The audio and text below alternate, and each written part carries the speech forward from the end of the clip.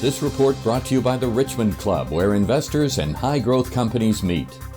I'm Galit Solomon for the Richmond Report, coming to you from the Financial District in downtown Toronto.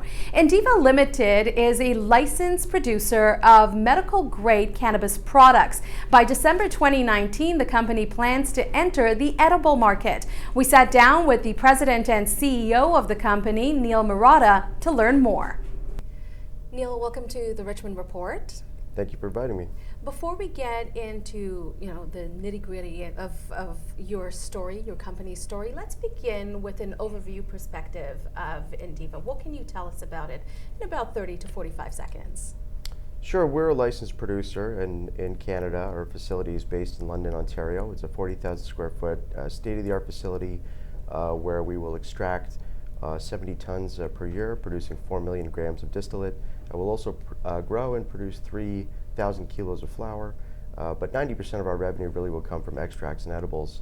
So we're very excited about this next wave of cannabis edible products that will be available as early as late December, and we think we're very well positioned to do that with our licensed partners. Let's talk about those products, in anticipation and with marijuana now being legal right across Canada, people are looking forward to that next stage, the 2.0.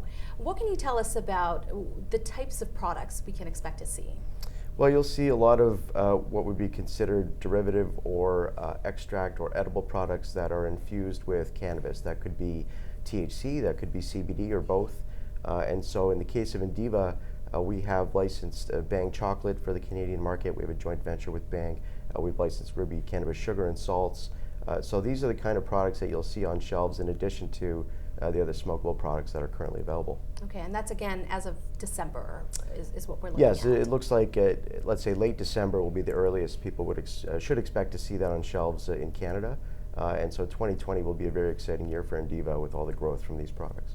Now, when we talk about the Richmond Club, we're speaking specifically to investors. So let's dive into some of the reasons why now is the time for investors to consider your stock. Sure. I mean, we're really more akin to a factory in their farm. So we don't grow a huge amount of flower. We think there'll be overcapacity on the grow side of things. Mm-hmm. So we're positioned to extract and create edibles. So for investors looking at, let's say, this 2.0, this second start line of extract and edible products, we're perfectly positioned, and we expect a very aggressive revenue ramp over the next 12 to 18 months as a result. So this is a great time, I think, for investors to look at Indiva, particularly with our market cap under 40 million at this point. And your team as well, a great track record. Can you tell us a little bit about your team? Sure. I mean, we have a great team. I'm very humbled and happy to work with the people that we have involved. Many of them have decades of experience in mature CPG businesses that people would recognize, household names. And now they're applying that expertise to cannabis to make us efficient and produce safe, consistent, and high quality products. Okay. Gel caps, is that part of what you will be producing as well? Yeah, so right now we produce and we sell pre-rolls in Ontario. Our market share is around 9%. We'll be introducing gel caps in the second half of the year. And then it gets even more exciting next year, introducing chocolates and sugars. So we have distribution agreements, or one at least, with Ontario, and we're very close with other provinces. So we would expect over the next 12 months to have 3 or 4 provinces signed up, covering 70 to 90% of the country. People are often also very curious about the person who's at the helm of a company that they'll be investing in. What can you tell us about yourself and your experience?